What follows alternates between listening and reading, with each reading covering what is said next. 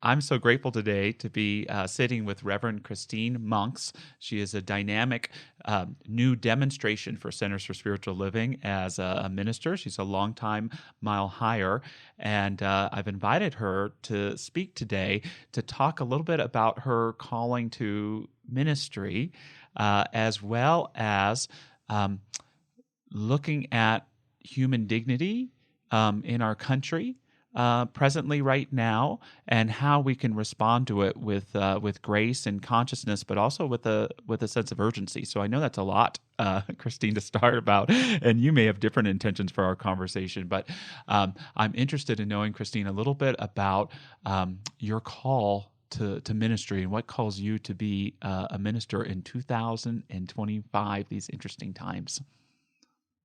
Thank you, Josh. I'm really excited to be here. If I think back along my path to ministry, it began in 2017 when I enrolled in Beyond Limits. And I am a transgender woman, and I enrolled in Beyond Limits as Robert, and I finished Beyond Limits as Christine. And that means I transitioned from male to female during that class. And from there, I went on to take all the rest of the prerequisite courses for becoming a practitioner. And I started practitioner training in 2019, finished that in 2021, and enrolled in ministerial school and graduated last year and passed my panels. So it's interesting that my journey as a transgender woman is so interwoven with my journey as a minister that it seems improbable to me that those are not somehow aligned in a divine way. Yeah, I think that some of us are called to ministry to help other people, and some of us are called to live our own path fully and completely, our own growth path, and then find it benefits others. I wonder if that latter is true for you. Yeah, that's interesting that you would start with that, because I am doing this because this is who I am. And before I decided to transition, I didn't want to die with no one knowing who I really am. Mm-hmm. So that was a really big motivation. Somehow me standing in my truth and doing something that people think is really courageous has caused others to find inspiration in my journey. And that was one of the most surprising things about this, is that anyone was even paying attention to me. Mm-hmm. Because for most of my life, I attempted to stay hidden, lest anyone see this deep, dark secret that since I was a child of 3 years old, I thought I should have been born a girl. Mm-hmm. So all of a sudden, transitioning when I did in 2017, much later than when I was 3, mm-hmm. seemed to inspire people in ways that it never occurred to me that it would. I think it's incredibly inspiring. It's so funny because there's this part of it that's like, it's nothing special. This is Christine just being Christine. How wonderful, how great, and yet it's so profound. And when I hear you say, I didn't want to die without anyone knowing me, I'm guessing at some level too that switch from Robert to Christine that happened in Beyond Limits class may have felt just as much like a death as it did a rebirth.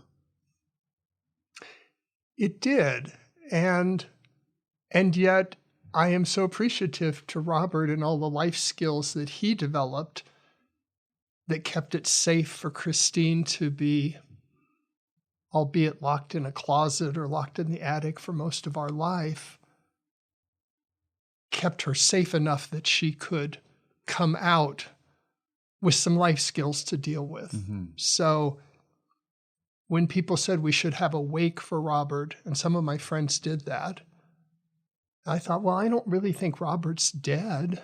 I think maybe Robert just integrated aspects of himself into Christine so that she can exist in this world as a powerful woman with something to say. Mm-hmm. I love that, and I love everything that you have to say. So you're a brilliant speaker and writer and leader, in so many different areas, and that's happening in our Centers for Spiritual Living movement as well. How does the path that you've walked help you in serving others in fulfilling their path, their calling? And I love this theme of being seen. Helping people see themselves so that they can be seen by others and be who they really are. I think, I've embraced things with diversity and inclusion and belonging as a member of the Centers for Spiritual Living, Diversity, Equity, and Inclusion Committee. And I think the way this helps people be seen is it's a very common experience for us to edit aspects of ourselves in order to fit in. And I think the invitation is to hold a space for us to show up as our authentic selves. And it requires us to be vulnerable. And there are times I feel incredibly vulnerable. But I think that invites people to be seen. There's no doubt whenever my life in this incarnation ends that I will not regret having done this. Mm-hmm. And there's no doubt if I had decided that it was just never going to be my time to be seen as Christine, that would have been one of the things that would have felt as a regret or a missed opportunity at the least. Mm-hmm. Well, and I wonder, and I would say it's partially true for me as a friend of yours as well, you stepping into being Christine and getting to see her and behold her at some level serves me in better seeing Josh. Right? And in who I am, and in your vulnerability, and I don't know if there's a sense of risk, but there's certainly a hero's journey element to the path that you've been on that spurs roads of trials, supernatural help, atonement, all of these things, mastering two worlds, all of those things that come together as well. But I think also by following that path, it says, whatever your journey is, someone who's listening to you talk or hearing your story, our stories may be different, but it really is about embodying and having the courage to not just be who we are, but to become who we're meant to be. I love Joseph Campbell's hero's journey because I think that is a metaphor for life that resonates with so many people. It certainly does with me because I had to leave that which was known and let go of it completely and go into that unknown space. Mm-hmm. As someone who was socialized as a boy, I never had socialization as a girl. Mm-hmm. So when I left Robert's identity behind and began presenting as Christine, I knew very little about how I needed to show up in the world. And there were lots of trials and tribulations, and there were lots of missteps. But through it all, my heart was in the right place in trying to authentically demonstrate who I am. Mm-hmm. And then the coming home back into my community, I wasn't able to do it all alone. I ended up doing it in full visibility, which makes it harder. Sometimes it's easier to leave and then come back all transformed and the hero, but I wasn't able to do that. Mm-hmm. But it's still a useful way to look at things. And it's also helped inspire me to find meaning in my life, which is another thing I think you and I share in common. Yeah. Well, one of the things, because, there's that part of me, and this is maybe, my white maleness is okay, this is Christine. So what? And, talking with you, learning that it's not just about being a woman, it's about being a renewed person. And so one time you shared with me, Josh, I'm Christine and I've never been in an intimate relationship before. And that was so profound and kind of exciting to me. I had not even thought about categorizing that way. So, you're in a way, being this person that you've always been that you've never gotten to be before. And she's starting at square one with all of this wisdom and information, but in such a new way. And I've got to think that that's both exciting and terrifying at the same time. Yeah, I think that's a really good way to put it. It's one thing to observe something from the outside, imagining yourself to be part of that inner circle. And then it's another thing to walk into that inner circle and realize you don't know any of the ground rules. And that would be, the inner circle for me would be stepping into my truth as a woman. I observed women. I always admired women. I always wanted to be a woman. But no one other than me ever saw myself that way. Mm-hmm. So I didn't ever have a mother-daughter talk with my mom. Mm. And I always was really careful to not appear creepy to women. I mean, I used to laugh and say it probably would have been easier if I'd been gay, because then probably they would have accepted more of this behavior that you don't typically find in men when they're trying to connect with women, unless they're trying to hit on them or do something else that perhaps most women don't really want to have happen. So it's, it's an interesting journey. And one of the interesting aspects of it is that everyone has an opinion on people like me, right? They don't even have to know me to have an opinion. And it's kind of humbling, because as a white male, not everybody had an opinion like that, or at least there were enough other white males that it was easy to get lost in the crowd and not have yourself be the object of people's judgment or scorn or criticism or whatever. And that's something I wanted to ask you about today too. And I wonder, it's a twofold question. The synchronicity in your own personal path of becoming a minister, and it's 2025, and of course, transgender people who have, in some cases in history, been honored and cherished, but for the most part, there's a lot of secretive nature, a lot of discrimination, and we're here in a public media that has made being trans a opportunity for visceral. We have legislators using it as a political football, discriminating against rights that have been granted in some of these instances. And so it's kind of a scary time for the trans community. And I'm interested, first of all, in hearing why do you think you became a minister right now, during these times, as well as just your thoughts on what you're seeing in, the word that we would use is just the collective consciousness around being trans, as, in my experience, more courageous people are stepping into the truth of who they are. There's no more trans folks than there ever was, but the opportunities, because we believe in liberty, is to become that. And yet it is a very hard journey for so many as well, many who are thinking twice about it right now because of the climate in the country. There is a lot to unpack in that. The thing that I was responding to that caused me to transition, I told you about wanting to be seen and not wanting to die with no one knowing who I was. I was also seeking to find my voice. So there were a couple of things, but it all revolved around trying to find my life's purpose. And the answer I got to that prayer, that meditative thing that I was doing around 2016, 2017, was just be yourself. And that seems so simple. In fact, I was rather judgmental on, the supreme being, God, whatever name you want to call it. It's like, really, that's it? Don't I not have any higher purpose than just being myself? And then I had to realize that I had never had the courage to be myself. So that may be a circuitous way to get back to why am I a minister at this time? And I think it's to be myself and just to show how much courage sometimes it takes to be ourselves.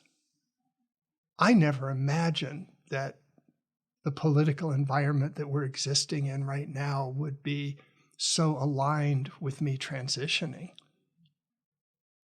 I availed myself of the ability to transition genders and sex at a time where not a whole lot of people were paying a big attention to it. It seemed like more people were identifying as trans, but I have theories on that too, as far as the restrictive gender roles that we want to place people in. But currently, it's a really scary time. I have no assurance right now that I'm going to be able to renew my passport or my driver's license or my global entry with a female gender marker. And I have to get to where I can just be okay if that's how it turns out.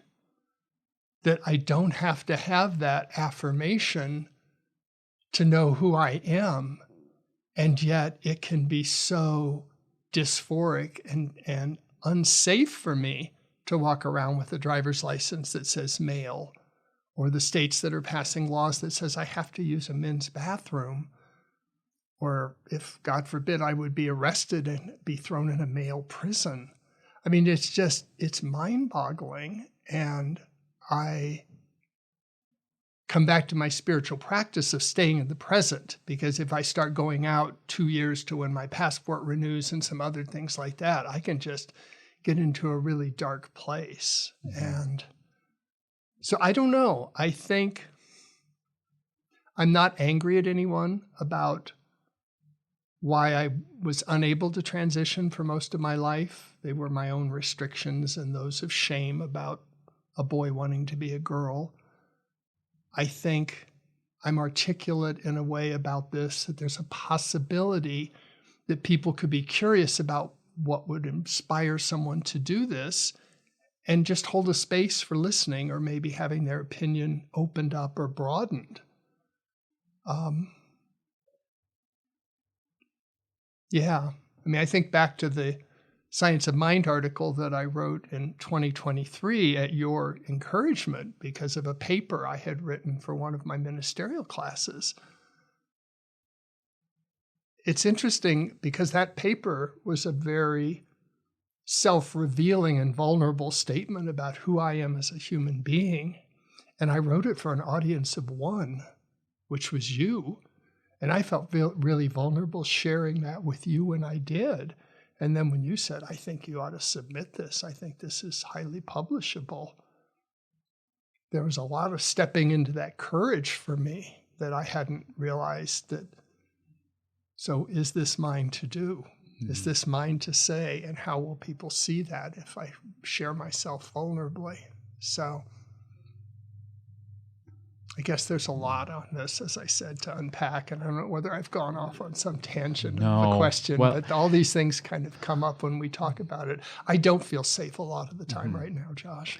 And you're sharing that means a lot to me, because there's part of me that watches the news and watches all this, and we can get into Trump this and Trump that and DEI this and that, and there's all of that kind of stuff. But for you to share the real life practical fears that you have to deal with right now and your preparation to deal with them no matter what, it shows me that the danger when someone's used as a political football to fight DEI or fight this cultural thing. Oh, we're going to go after this group because it's an easy one, and the incredible consequences it has, not only for transgender people, but for the rights of liberty and freedom for each and every individual that so many of us hold dear in this country, not only for ourselves, but for other people as well.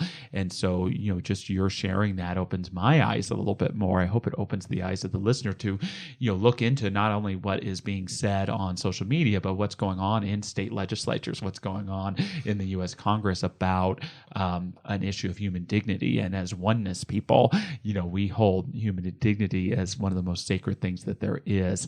And yes, we do have to adjust, and yes, we have to deal with discrimination, and yes, we have to deal with this world that we live in, and how important to have our eyes open and clear and to continue to hold that vision of people getting to live fully in their freedom. And when people choose to be the truth of who they are, it inspires so many of us. And I think that you, Christine, are some vitamin C for all of us and for the world, in just you choosing to live your path and you choosing to be vulnerable, and it inspires others. And I'm really glad to know you, and I hope we can continue this conversation at a later time.